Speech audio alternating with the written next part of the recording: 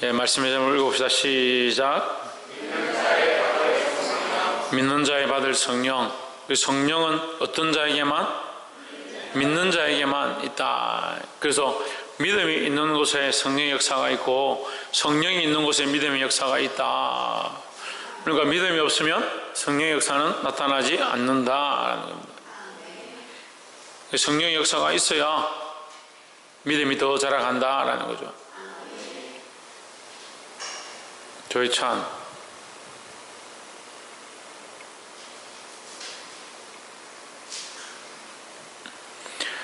믿는 자에 받을 성령, 믿는 자에게 주시는 이 성령의 은혜를 맛보시기를 주의 이름으로 축복합니다. 성령을 어떻게 받느냐? 그래, 옛날에도 성령을 받기 위해서 안수를 받으러 가기도 하고, 둘러 앉아서 한 사람을 놓고, 중보 기도를 하기도 하고, 여러 가지 방법들을 썼지만, 성령은 사람의 어떠한 방법으로 오는 것이 아니다. 성령은 하나님께서 주시는 거니까, 하나님 마음에 합한 자, 하나님 기뻐하시는 자, 하나님 마음에 기쁜 자, 믿음이 없이는 주를 기쁘시게 못한다고 했으니까, 그걸 성령을 받는 비결은 믿음밖에 없다라는 거죠. 그러니까 그걸 잘 모릅니다. 그래서 자꾸 현상적인 것들만 쫓아가죠. 방언을 말한다든지 환상을 본다든지 꿈을 꾼다든지 그렇게 하면 그게 성령의 역사다 착각하는데, 성령은 믿는 자가 받는 표다. 다시 말해서 내가 믿는 것 자체가 뭐다? 믿는 것 자체가 성령의 역사다라는 거죠. 그럼 악령의 역사는 뭡니까? 믿지 못하게 하는 겁니다. 그러니까 말씀을 듣지도 못하게 하고 믿지도 못하게 하고 우리의 마음에 말씀이 심겨지지 못하게 하는, 그게 마귀가 원하는 거예요. 그 말씀을 들으면 우리는 어떻게 힘써야 되냐? 그 말씀을 받아들이고 그 말씀을 믿고 그 말씀이 내 마음에 새겨지도록 힘써야 된다는 거죠. 그렇게 할 때 성령께서 도우신다라는 겁니다. 32절에 예수께서 대하여 무리에 수군거리는 것이 바리새인들에게 들린지라 하십니다. 무리가 예수님의 말을 듣고 수근수근하니까 이제 됐다. 봐라, 우리 생각한 대로 사람들이 예수를 싫어하기 시작하고 예수를 떠나기 시작했다, 이렇게 생각한 겁니다. 그렇게 하니까 어떻게 합니까? 수근거리고 떠들고 예수님에 대해서 말이 있으니까 바리새인들이 이제 예수님을 죽일 때가 됐는갑다 해가지고 대제사장들과 바리새인들이 그를 잡으려고 아래 사람들을 보내니 했습니다. 그 얘기를 듣고 어떻게 합니까? 예수를 잡으려고 하는, 예수를 잡으려고. 이제 때가 됐는갑다. 그들의 목적은 뭐냐? 예수 잡는 데 목적이 있다. 왜 잡느냐? 자기들의 생각과 다르니까 잡으려고 하는 거예요. 자기들이 이익을 취하는데 방해가 된다는 거죠. 예수 믿는 게 나의 유익을 위해서 믿는 게 아닙니다. 우리가 믿음이 생겼다 하면 하나님의 영광을 위해서 믿어야 하는 겁니다. 33절에 예수께서 이르시되 내가 너희와 함께 조금 더 있다가 나를 보내신 이에게로 돌아가겠노라 했습니다. 조금 더 있다가 어디로 가느냐? 나를 보내시니, 예수님께서 나를 보내시니라 하는 나는 누굽니까? 예, 하나님 아버지께로 돌아간다. 예, 하나님 아버지께로 돌아간다 하니까 그 사람들이 알아들을 리가 없죠. 하나님도 믿지 않고 예수님도 안 믿으니까 그걸 알아들을 수가 없죠. 34절에 너희가 나를 찾아도 만나지 못할 터이요 나 있는 곳에 오지도 못하리라. 나를 찾아도 만나지 못할 것이요, 이 말은 예수님은 하나님께로 가는데 무슨 말입니까? 찾아도 오지 못할 것, 보지 못할 것이다. 무슨 말입니까? 예? 하나님께로 가는데 무슨 뜻입니까?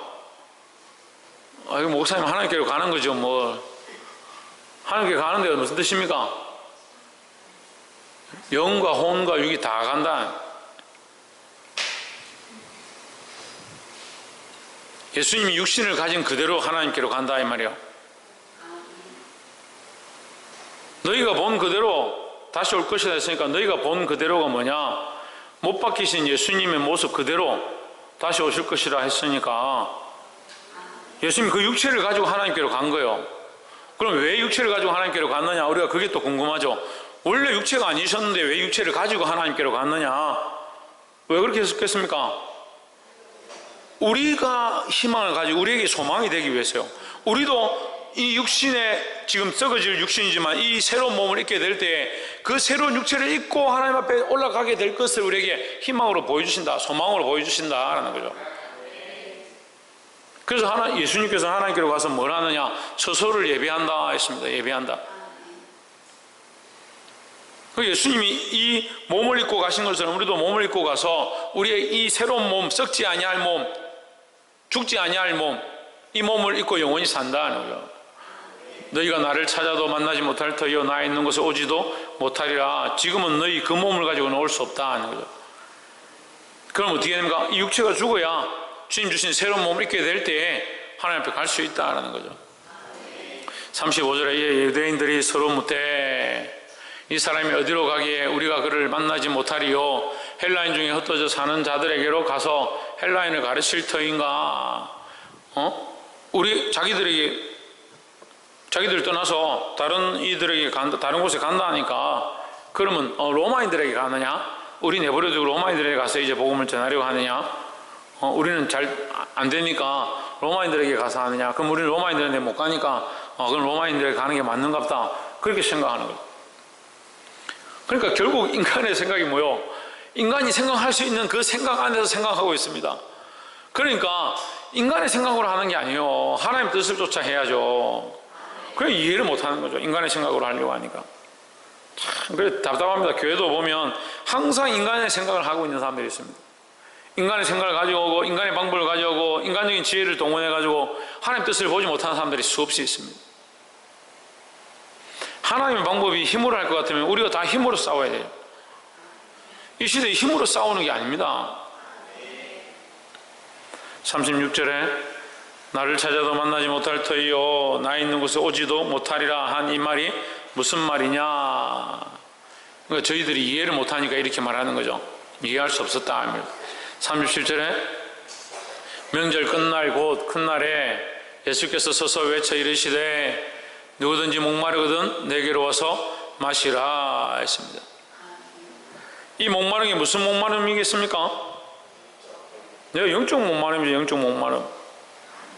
너희가 영적으로 살려면, 너희 영이 살려면, 너희가 살아나려면 나에게로 와서 마셔라는 거예요. 예수님으로 말미암아 산다는 거죠. 그래서 예수님은 길과 진리와 생명이 되신다. 그 예수님으로 말미암아 우리가 목마름을 해결하고 갈급함을 해결하고 알지 못한 것을 깨닫게 되고 생명을 공급하게 되고 참된 길을 걸어가게 된다라는 거죠. 그 예수님 모르는 사람은 결국 어떻게 사느냐? 자기의 길을 가는 거야. 예수님의 길이 아니라 자기의 길을 가는 겁니다. 예수 생명이 아니고 세상 생명으로 사는 겁니다. 당장은 똑같이 살지요. 그렇지만 세상 생명은 어떻습니까? 언젠가 끝날 것이라는 거예요. 참된 진리라는 거죠.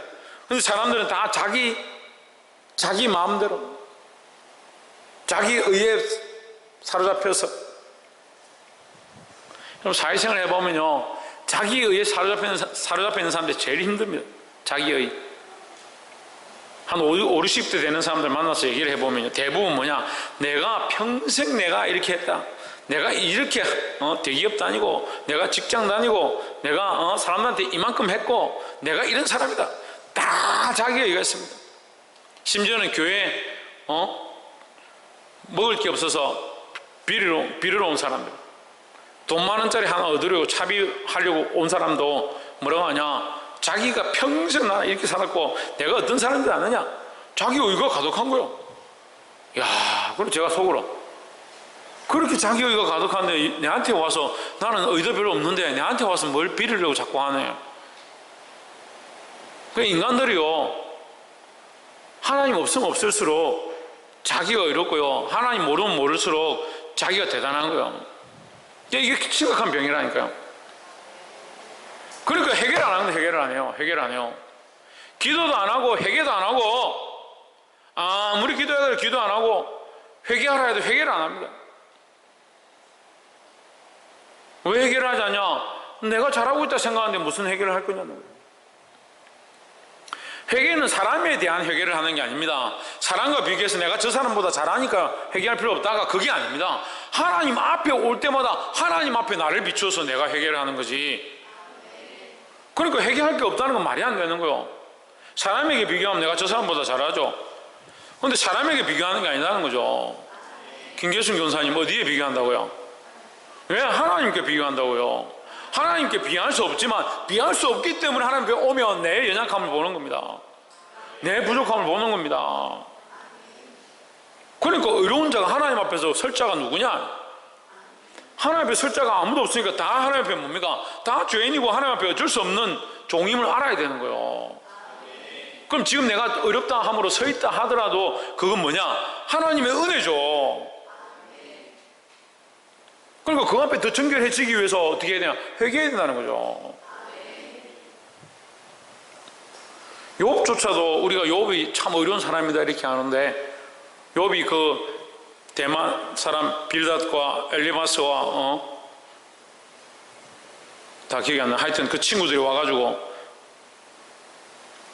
그 욥에게 너 죄인이다 이렇게 할 때, 나 죄가 없다, 난 잘못한 게 없다, 그렇지만 이런 고난을 당한다, 차라리 내가 안 났으면 좋겠다 막 이렇게 합니다. 그런데 그가 마지막에 어떻게 합니까? 하나님의 임재를 맛보았을 때, 하나님이 그 앞에 서셨을 때 그가 뭐라 하냐면, 이 구더기 같은 죄인이 어떻게 감히 하나님 앞에 내가 이렇게 원망했는가. 자기가 죄가 없다 하더라도 하나님 앞에 서니까 너무 부끄러운 존재다는 거예요. 너무 연약한 존재다는 거죠.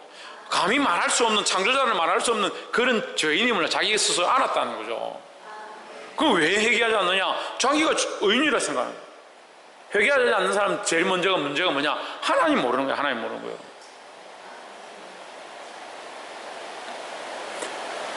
예수께서 서서 외쳐 이르시되 누구든지 목마르거든 내게로 와서 마시라 하십니다. 그럼 누구로 말미암아 공급함을 받느냐? 예수 그리스도로 말미암아 공급함을 입어야 된다. 예수 그리스도로 말미암아 영적 이 기갈이 해결되어야 한다라는 거죠. 38절에 나를 믿는 자는 성경의 이름과 같이 그 배에서 생수의 강이 흘러나리라 했습니다. 누구를 믿는 자는? 예수님을 믿는 자는, 그러니까 믿음이 없으면 아무것도 나타나지 않습니다. 믿음이 없으면 아무 역사도 나타나지 않습니다. 믿음이 없으면 아무 일도 일어나지 않습니다. 그 믿기 때문에 고난을 이겨내고, 믿기 때문에 환난을 이겨내고, 믿기 때문에 역사가 나타난다는 거죠. 나를 믿는 자는 성경의 이름과 같이 그 배에서 생수의 강이 흘러나리라 했습니다. 그래, 믿음으로 산다. 오직 의인은 네, 믿음으로 말미암아 살리라. 이게 그 말씀이요. 내가 믿음으로 산다. 어떻게 사느냐? 믿음으로 어렵다 함을 얻는다는 거죠. 그 믿는 자에게 이 생명의 강수가 흘러간다는 거죠. 39절에 이는 그를 믿는 자의 받을 성령을 가리켜 말씀하신 것이라 했습니다. 자, 성령을 가리켜 말씀하신 것이다. 그러면 믿는 자는 어떻게 사느냐? 생수로 사는데 그 생수는 뭐냐? 성령이다. 그러니까 성령이 없으면 못 산다는 거죠. 그 살았긴 살았는데, 살아있다라고 하는데, 교회는 다니는데, 예수님 믿는다 하는데 믿음이 없으면 결국 뭐가 없다? 성령이 없으니까 죽은 거다는 거죠. 그럼 말로만 믿는 사람들이 많다는 거죠. 결국 뭐가 있어야 되냐? 성령이 없으면 안 된다는 거죠. 성령은 어떻게 받습니까? 계속 얘기하잖아요. 믿음으로 받는다고요. 아니, 내가 믿는데 성령을 받은 증거는 뭡니까? 믿는 게 증거다. 믿는 게. 그게 아무나 믿는 게 아니다는 거죠. 하나님을 믿는 것 자체가 증거다.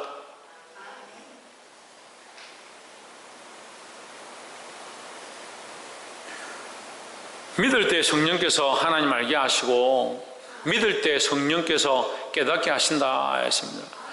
제가 지난주에 성부, 성자, 성령 삼위일체에 대해서 잠시 말씀드렸지만 이걸 이론으로 설명할 수 있습니다. 시간이 많이 걸리지만 어쨌든 설명이 됩니다. 그런데 무엇보다 믿지 않으면 아무리 설명해도 소용이 없습니다. 수학 물리학 공식을 가지고 설명을 한다 해봅시다. 수학 물리학 공식을 설명하는데 교수님 앞에 서가지고 수학 설명하고 선생님이 수학 공식을 설명하는데 공식 자체를 안 믿으면 무슨 설명이 되겠습니까? 1 더하기 1은 2라고 설명하는데 1이란 존재 자체를 이해를 안 하고 그걸 안 믿는다면 그 백날 1 더하기 1은 2다라고 설명하면 2가 이해가 되어진다고 말이 안 되죠. 1이 뭔지를 이해를 못 하는데, 1이 무엇인지를 믿지 않는데 1, 2, 3, 4, 5, 6, 7, 8, 9, 10을 모르는 사람이 1 더하기 1은 2다라고 설명한다고 그게 설명이 되겠습니까? 1이 뭔지 알고 2가 뭔지 알고 3이 뭔지 알아야 그 사람에게 1 더하기 1이 2가 된다라고 설명을 할 거 아니에요. 최소한 1하고 2는 알아야 1 더하기 1은 2가 되는 줄 알 거 아닙니까? 설명을 하는데 그것을 믿지 않으면 무슨 그게 이해가 되어지겠습니까? 마찬가지입니다. 우리가 믿을 때 이해되어지고 믿을 때 받아들일 수 있다. 성령을 어떻게 믿느냐? 믿음으로 이해하는 겁니다. 삼위일체를 어떻게 이해하고 어떻게 아느냐? 믿음으로 이해하고 받아들이는 겁니다.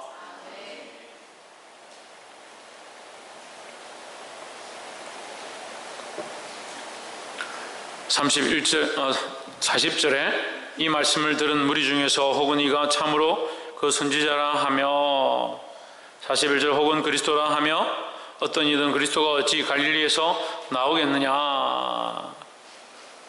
42절에 갈릴리는 촌이고 이 어부들이 사니까 좀 하층민이다 그렇게 생각하는 거죠.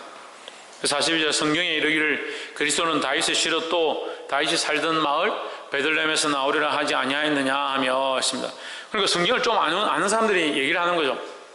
그리스도는 어디서 오느냐? 베들레헴에서 난다. 예수님의 탄생이 어디입니까? 베들레헴 맞죠?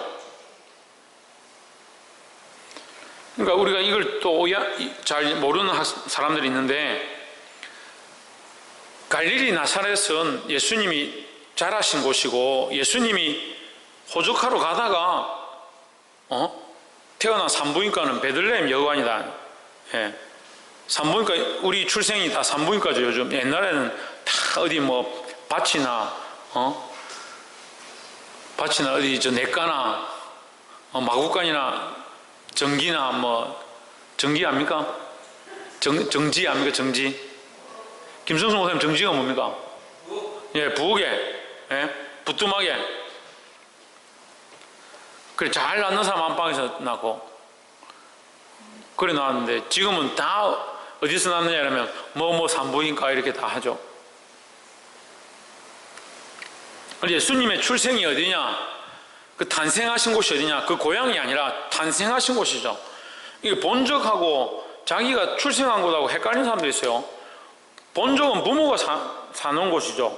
그 우리가 본적, 저도 본적이 제가 자랐던 그곳하고 본적하고 좀 다릅니다. 본적은 부모가 계셨던 곳, 그러니까 내가 같이 살았던 곳, 내가 태어난 곳은 다르죠. 그러니까 예수님은 베들레헴에서 태어나시고 갈릴리 나사렛에서 어린 시절을 보내셨다는 거죠. 그러니까 그 집은 갈릴리 나사렛이고 그의 탄생은 베들레헴이다 이렇게 이해를 하면 됩니다. 어렵습니까? 네. 그리고 성경은 그런데 두 가지 다 얘기합니다. 베들레헴에서 날 것이고 갈릴리가 선지자를 배출한다. 그 갈릴리의 영광이 있을 것이다. 이사야서 9장 1절 2절 한번 찾아봅시다.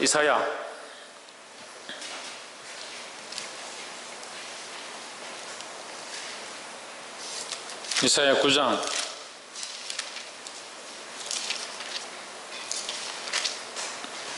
976페이지 1절 2절 전에 고통하던 자에게는 흑암이 없으리로다. 옛적에는 여호와께서 스불룬 땅과 납달리 땅으로 멸치를 담게 하셨더니 그에는 해변길과 요단 저편 이방의 갈릴리를 영화롭게 하셨느니라. 어디를 영화롭게 했다? 갈릴리를 영화롭게 했다. 갈릴리 영화롭게 해서 뭘 하느냐? 2절에 영화롭게 한 모양이 2절에 나오는 거예요. 흑암에 행하던 백성이 큰 빛을 보고 사망의 그늘진 땅에 거하던 자에게 빛이 비치도다.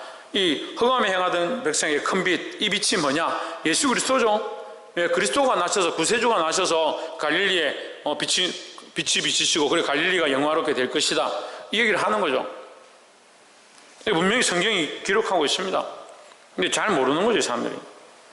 갈릴리에 선지자가 어떻게 날 수 있느냐? 베들레헴에서 날 것이다. 하나만 아는 거죠. 43절에 예수를 인하여 무리 중에서 쟁론이 되니 44절 그 중에는 그를 잡고자 하는 자들도 있으나 손을 대는 자가 없었더라 하십니다. 처음엔 수군거렸지만 나중에는 예수님의 말씀을 듣고 어떤 이는 예수님이 옳다 하고 어떤 이는 아니다 하고 어떤 이는 갈릴리에서 날 수 있느냐 아니다 바이들렘에서 난다 이렇게 서로 막 쟁론이 되니까 예수님을 잡아갈 수 없다. 수근거렸을 때는 이제 수근거리니까 이제 우리가 연합해서 잡아가면 되겠다 했는데 서로서로 이렇게 쟁론이 일어나니까 분쟁이 일어나니까 못했다는 거죠. 45절에 하석들이 대제사장들과 바리새인들에게로 오니 저희가 묻되 어찌하여 잡아오지 아니하였느냐. 누구를?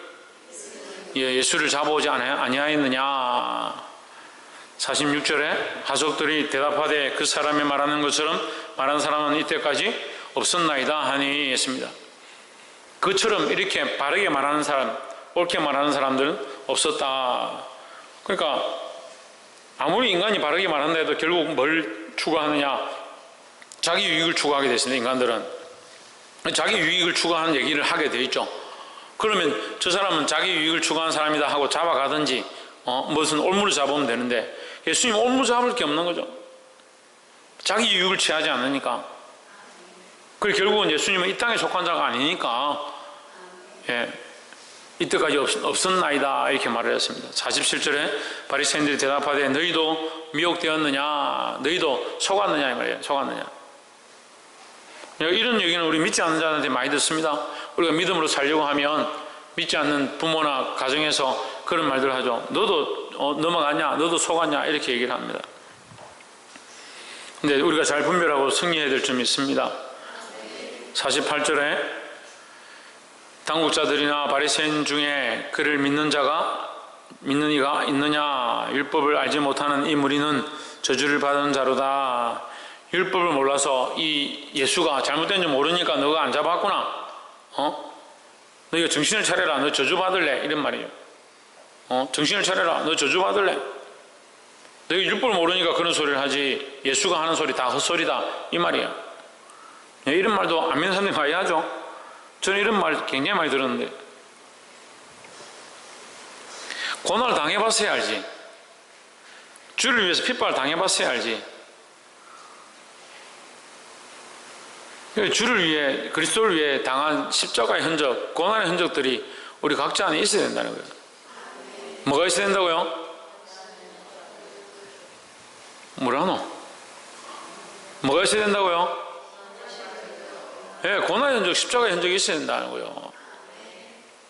50절에 그 중에 한 사람 곧 전에 예수께 왔던 니고데모가 저에게 말하되 우리 율법은 사람의 말을 듣고 그 행한 것을 알기 전에 판결하느냐.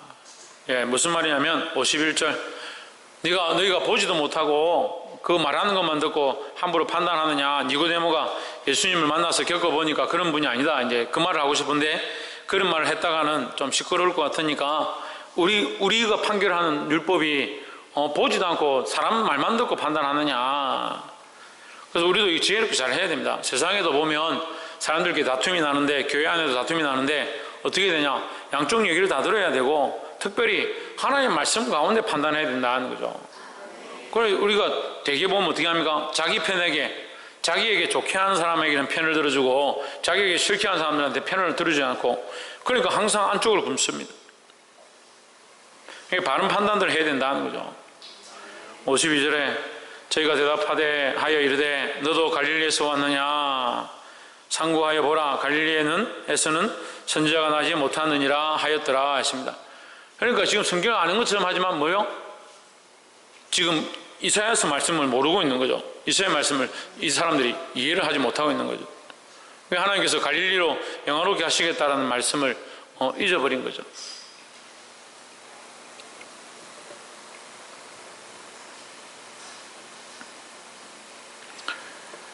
(53절에) 다 각각 집으로 돌아가고 했습니다. 왜 집으로 돌아갔느냐? 이게 무산이죠. 집으로 돌아가는 것을 무산이다. 그러니까 회의를 해가지고 이 예수를 잡아오겠다.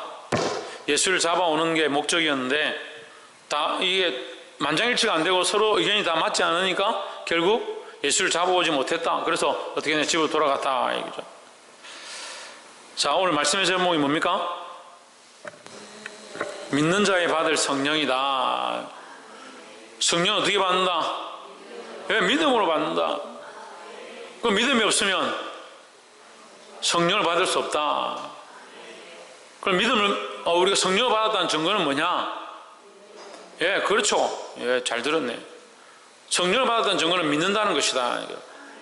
그럼 믿는 것이 결국은 뭐냐? 성령을 받았다는 증거니까 이게 조금 더 내려가면 뭐요? 믿는 것이 공로가 아니고 하나님의 간섭이다 하는 거죠. 이걸 개입이라고 그래요. 개입. 신학적인 말로 개입이다. 하나님께서 우리에게 개입하셨다.